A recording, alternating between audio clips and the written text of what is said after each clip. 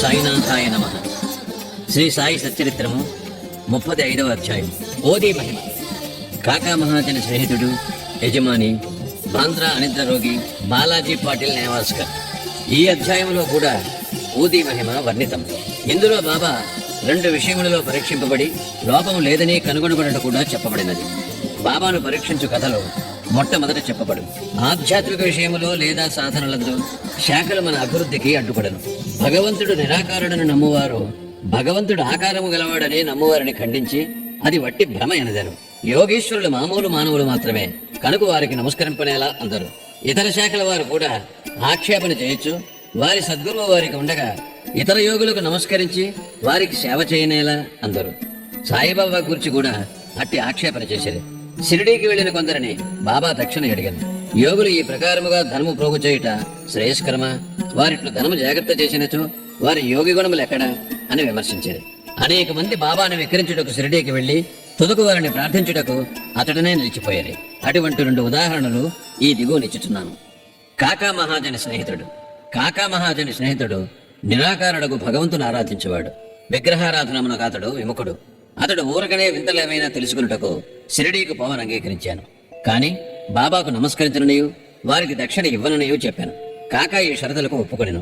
ఇద్దరును శనివారం నాడు రాత్రి బొంబాయి విడిచి ఆ మరుసటి దినము షిరిడీకి చేరేరు. వారి మసీదు మెట్లను ఎక్కగానే కొంచెం దూరమునున్న బాబా మహాజని స్నేహితుని మంచి మాటలతో ఆహ్వానించాను. ఆ కంఠధ్వని మిక్కిలి చిత్రముగా నుండెను. ఆ కంఠము అతని తండ్రి కంఠము వలె నుండెను. ఆ కంఠము గతించిన తన తండ్రిని జ్ఞప్తికి తెచ్చాను. శరీరము సంతోషముతో ఉప్పొంగాను. కంఠపు ఆకర్షణ శక్తి ఏమని చెప్పుదును? మిగులు ఆశ్చర్యపడి ఆ స్నేహితుడు ఇది తప్పనిసరిగా మా తండ్రి కంఠమే అనెను. వెంటనే మసీదు లోపలికి వెళ్లి తన మనోనిశ్చయమును మరచినవాడే బాబా పాదములకు నమస్కరించాను. ఉదయం ఒకసారి, మధ్యాహ్నం ఒకసారి బాబా దక్షిణ అడుగుగా కాకా మహాజని ఇచ్చాను. బాబా కాకానే దక్షిణ అడుగుచుండెను. కాని అతని స్నేహితుడు అడగలేదు. అతని స్నేహితుడు కాకా చెవిలో, బాబా నిన్నే 2 సార్లు దక్షిణ అడిగాను. నేను నీతోనే ఉన్నాను, నన్నెందుకు విడిచిపెట్టుచున్నారు అనెను. నీవే బాబాను అడుగుము అని అతడు జవాబిచ్చాను. తన స్నేహితుడు ఏమని చెవిలో నూదుచున్నాడని బాబా కాకా మహాజని అడుగగా తన స్నేహితుడు తాను కూడా దక్షిణ ఇవ్వవచ్చునా అని అడుగుచున్నాడు అనెను. బాబా, నీకిచ్చుటకు మనమున ఇష్టము లేకుండెను కాన నిన్ను అడగలేదు. కానీ ఇప్పుడు నీకిష్టమున్న ఎడల ఇవ్వవచ్చును అనెను. కాకా ఇచ్చినంత అనగా 17 రూపాయల దక్షిణను అతని స్నేహితుడు కూడా ఇచ్చాను. బాబా అప్పుడు కొన్ని మాటలు సలహా రూపముగా ఇట్లు చెప్పాను. నీవు దానిని తీసివేయము, మనకు మధ్యనున్న అడ్డును తీసివేయము. అప్పుడు మనము ఒకరినొకరు ముఖాముఖి చూచుకునగలము, కలిసికొనగలము. పోవుటకు బాబా వారికి సెలవిచ్చాను. ఆకాశము మేఘములతో కమ్మి ఉన్నప్పటికీ, వర్షము వచ్చినేమో అని భయం కలుగుతున్నప్పటికీ ప్రయాస లేకుండా ప్రయాణము సాగునని బాబా ఆశీర్వదించాను. ఇద్దరూ సురక్షితముగా బొంబాయి చేరిరి. అతడి ఇంటికి పోయి తలుపు తీసేసరికి 2 పిచ్చుకలు చచ్చిపడి ఉండెను. ఇంకొకటి కిటికీ ద్వారా ఎగిరిపోయాను. తానే కిటికీలు తెరిచి ఇంచినచో పిచ్చుకలు రక్షింపబడి ఉండెను. వాని అదృష్టానుసారముగా అవి చచ్చెను. 3వ దానిని రక్షించుటకై బాబా త్వరగా తనను పంపెననుకున్నాను. కాకా మహాజని యజమాని టక్కర్ ధరంశా జటాభాయ్ అను హైకోర్టు ప్లేడర్కు ఒక కంపెనీ గలదు. దానిలో కాకా మేనేజర్గా పనిచేయుచుండెను. యజమానియు మేనేజరియు అన్యోన్యముగా నుండేవారు. కాకా షిరిడీకి అనేక సార్లు పోవుట, కొన్ని దినముల చోటు నుండి తిరిగి బాబా అనుమతి పొంది వచ్చుట మొదలుగునవి టక్కర్కు తెలియను. కుతూహలం కోసం బాబాను పరీక్షించే ఆసక్తితో టక్కర్ కాకాతో హోళీ సెలవులలో షిరిడీకి పోవ నిశ్చయించుకున్నాను. కాకా ఎప్పుడు తిరిగి వచ్చును అన్నది నిశ్చయముగా తెలియదు కనుక టక్కర్ ఇంకొకరిని వెంట తెచ్చుకుని వెళ్ళాను. ముగ్గురు కలిసి బయలుదేరారు. బాబాకిచ్చుడికై కాకా గింజలతో ఉన్న 2 సేర్ల ఎండు ద్రాక్ష పళ్ళు దారిలో కొనేను. వారు షిరిడీకి సరైన వేళకు చేరి బాబా దర్శనమునకై మసీదుకు పోయేది. అప్పుడు అక్కడ బాబా సాహెబ్ తక్కడు ఉండెను. టక్కర్, మీరెందుకు వచ్చిద్దరని తర్కడ్ని అడిగాను. దర్శనము కొరకని తర్కడ్ జవాబిచ్చాను. మహిమలేమైనా జరిగినవా అని టక్కర్ ప్రశ్నించాను. బాబా వద్ద ఏమైనా అద్భుతములు చూచుట తన నైజము కాదనియు, భక్తులు ప్రేమతో కాంక్షించినది తప్పక జరుగుననియు తర్కడ్ చెప్పాను. కాక బాబా పాదములకు నమస్కరించి ఎండు ద్రాక్ష పండ్లను అర్పించాను. బాబా వాణిని పంచిపెట్టుమని ఆజ్ఞాపించాను. టక్కరకు కొన్ని ద్రాక్షలు దొరికాను. అతనికి అవి తినుటకు ఇష్టము లేదు. ఎందుచేతనగా తన వైద్యుడు కడిగి శుభ్రపరచనిదే ద్రాక్షలు తినకూడదని సలహా ఇచ్చి ఉండేను. ఇప్పుడు అతనికి సమస్యగా తోచాను. తనకు వాణిని తినుటకు ఇష్టము లేదు.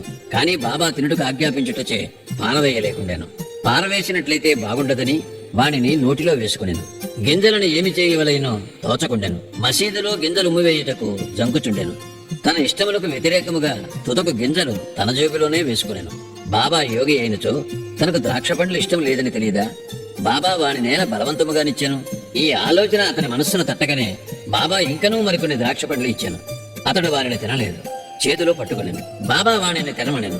వారి ఆజ్ఞానుసారము తినగా వానిలో గింజలు లేకుండాను. అందుకు అతడు మిగులు ఆశ్చర్యపడెను. అద్భుతములు చూడలేదనుకొనెను. కాన అతనిపై ఈ అద్భుతము ప్రయోగించబడెను. బాబా తన మనస్సును కనిపెట్టి గింజలు గల ద్రాక్ష పండ్లను గింజలు లేనివానిగా మార్చివేశాను. ఏమి ఆశ్చర్యకరమైన శక్తి! బాబాను పరీక్షించుటకు తక్కడికి ఎట్టి ద్రాక్షలు దొరికినని అడిగాను. గింజలతో నున్నవి దొరికినని తక్కడి చెప్పాను. టక్కర ఆశ్చర్యపడాను. తన యందు ఉద్భవించుచున్న నమ్మకము దృఢపరచుటకై బాబా యథార్థముగా యోగి అయినచో ద్రాక్ష పండ్లు మొట్టమొదట కాకాకి ఇవ్వగలని అనుకునేను. అతని మనస్సునందున్న ఈ సంగతి కూడా గ్రహించి బాబా కాకా వద్ద నుంచి ఎండు ద్రాక్షల పంపిణీ ప్రారంభింపవలేనని ఆజ్ఞాపించాను.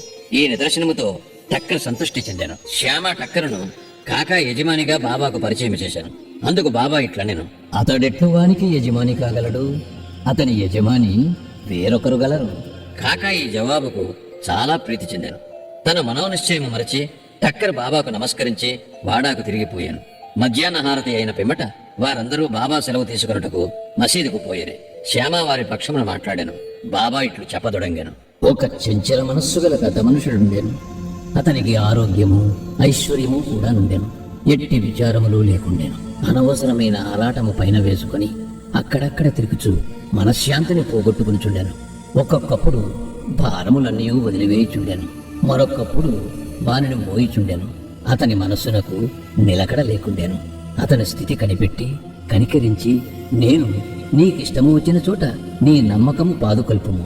ఎందుకిట్లు భ్రమించదవు? ఒకే చోటును ఆశ్రయించుకొని నిలకడగా ఉండవు. వెంటనే టక్కర్ ఇదంతయు తన గూర్చి అని గ్రహించాను. కాకా కూడా తన వెంట రావాలనని అనుకున్నాను. కానీ కాకాకు అంత త్వరగా షిరిడీ విడిచుటకు ఆజ్ఞ దొరకడని ఎవ్వరూ అనుకోనలేదు. బాబా దీనిని కూడా కనుగొని కాకాను అతని యజమానితో పోవుటకు అనుజ్ఞనిచ్చాను. ఈ విధముగా బాబా సర్వజ్ఞుడనుటకు టక్కర్కి ఇంకొక నిదర్శనము దొరికాను. బాబా కాకాను 15 రూపాయల దక్షిణ అడిగి పుచ్చుకొని అతనికి ఇట్లని చెప్పాను. నేను 1 రూపాయి దక్షిణ ఎవరి వద్ద నుంచి గాని తీసుకునినచో దానికి 10 రెట్లు ఇవ్వగలను. నేను ఊరక ఏమీ తీసుకొనను. యుక్తాయుక్తములు తెలియకుండా నేనెవరిని అడుగను. ఫకీరు ఎవరిని చూపును వారి వద్దనే నేను తీసుకుందును. ఎవరైనా ఫకీరుకు గత జన్మ నుంచి బాకీ ఉన్నచో వారి వద్దనే ధనము పుచ్చుకుందును. దానము చేయువాడిచ్చినది ప్రస్తుతము విత్తనములు నాటుటువంటిది. అది మునుముందు గొప్ప పంట అనుభవించుట కొరకే. ధర్మము చేయుటకు ధనం ఉపయోగించవలను. దాన్ని సొంతములకు వాడుకొనినా అది వ్యర్థమైపోను. గత జన్మలో నీవిచ్చి ఉంటేనే గాని నీవిప్పుడు అనుభవించలేవు. కనుక ధనమును పొందవలను అనినచో దాన్ని ప్రస్తుతము ఇతరులకిచ్చుటే సరి అయిన మార్గం. దక్షిణ ఇచ్చుచున్నచో వైరాగ్యము పెరుగును. దాని వలన భక్తి జ్ఞానములు కలుగును. 1 రూపాయినిచ్చి 10 రూపాయలు పొందవచ్చును. ఈ మాటలు విని టక్కర్ తన నిశ్చయమును మరచి 15 రూపాయలు బాబా చేతిలో పెట్టాను. షిరిడీకి వచ్చుట మేలైనదనుకున్నాను. ఏలన అతని సంశయములన్నీ తొలగాను. అతడెంతో నేర్చుకున్నాను. అటువంటి వారి విషయములలో బాబా ప్రయోగించే యుక్తి మిక్కిలి అమోఘమైనది. అన్నీ బాబాయే చేయుచునను దేని యందు అభిమానం ఉంచలేదు. ఎవరైనను నమస్కరించినను నమస్కరించకపోయినను దక్షిణ ఇచ్చినను ఈయకునను తనకందరూ సమానమే. బాబా ఎవరిని అవమానించలేదు. తనను పూజించినందుకు బాబా గర్వించేవారు కాదు, తనను పూజించలేదని విచారించేవారు కాదు. వారు ద్వంద్వాతీతులు. నిద్రపట్టని రోగము. బాంద్రా నివాసి కాయస్థ ప్రభుకులమునకు చెందిన ఒక పెద్ద మనుషుడు చాలా కాలం నిద్రపట్టక మాతపడుచుండేవాడు. నిద్రించుటకై నడుము వాల్చగానే గతించిన తన తండ్రి స్వప్నములో కనిపించి తీవ్రముగా తిట్టుచుండేవాడు. ఇది అతని నిద్రను భంగపరిచి రాత్రి అంత అస్థిరునిగా చేయుచుండెను. ప్రతిరోజు ఇట్లు జరిగి ఏమి చేయుటకు తోచకుండాను. ఒకనాడతడు బాబా భక్తునితో ఈ విషయం మాట్లాడాను. బాబా ఊదియే దీనిని తప్పనిసరిగా బాగు చేయనని అతడు సలహా ఇచ్చాను. అతడు వానికి కొంత ఊదినిచ్చి ప్రతిరోజు నిద్రించడానికి ముందు కొంచెం నుదుటికి రాసుకొని మిగతా పట్లమును తల కింద దిండుకు దిగువ పెట్టుకొనమనెను. ఇట్లు చేసిన పిమ్మట సంతోషము ఆశ్చర్యము కలుగునట్లు అతనికి మంచి నిద్ర పట్టాను. ఎట్టి చికాకు లేకుండాను. అతడు సాయిని నిత్యము స్మరించుచుండెను. సాయిబాబా పటమును తెచ్చి గోడపై వేలాడదీశాను. దానిని ప్రతిరోజు పూజించుచుండెను. గురువారం నాడు పూలమాల వేయుచుండెను. నైవేద్యం సమర్పించుచుండెను. పిమ్మట అతను వ్యాధి పూర్తిగా తగ్గిపోయాను. బాలాజీ పాటిల్ నేవాస్కర్. ఇతడు బాబాకు గొప్ప భక్తుడు. ఇతడు ఫలాపేక్ష లేకుండా చాలా మంచి సేవ చేశాను. ఇతడు షిరిడీలో బాబా ఏ ఏ మార్గముల ద్వారా పోవుచుండెనో వానినన్నిటినీ తుడిచి శుభ్రము చేయుచుండెను. అతని అనంతరము ఈ పని రాధాకృష్ణమాయి అతి శుభ్రముగా నెరవేర్చుచుండెను. ఆమె తరువాత అబ్దుల్లా చేయుచుండెను. బాలాజీ ప్రతి సంవత్సరము పంట కోయగానే దానినంతయు తెచ్చి బాబా కర్పితము చేయుచుండెను. అతడు బాబా ఇచ్చిన దానితో తన కుటుంబమును పోషించుకునేవాడు. ఈ ప్రకారముగా అతడు చాలా సంవత్సరములు చేశాను. అతని తరువాత అతని కుమారుడు దానిని అవలంబించాను. ఊదీ ప్రభావము. ఒకనాడు బాలాజీ సంవత్సరకం నాడు నేవాస్కర్ కుటుంబం వారు కొంతమంది బంధువులను భోజనముకు పిలిచిరి. భోజన సమయానికి పిలిచిన వారి కంటే 3 రెట్లు బంధువులు వచ్చిరి. నేవాస్కర్ భార్యకు సంశయం కలిగాను.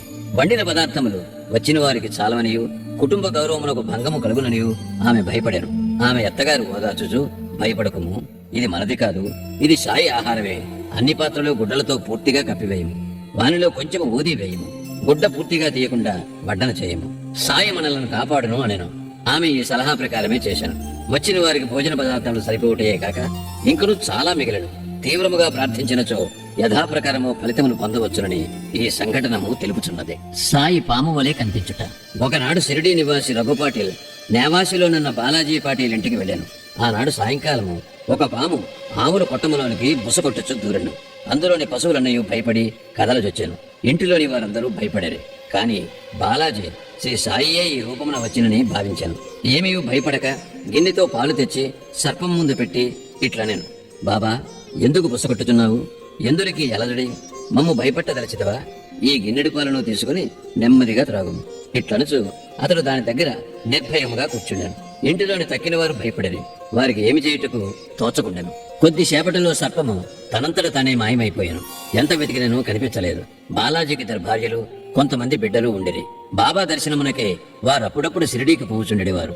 బాబా వారి కొరకు చీరలు బట్టలు కొని ఆశీర్వచనములతో ఇచ్చుచుండేవారు. శ్రీ సాయినాథాయ నమః. 35వ అధ్యాయము సంపూర్ణము. సద్గురు శ్రీ సాయినాథార్పణమస్తు. శుభం భవతు.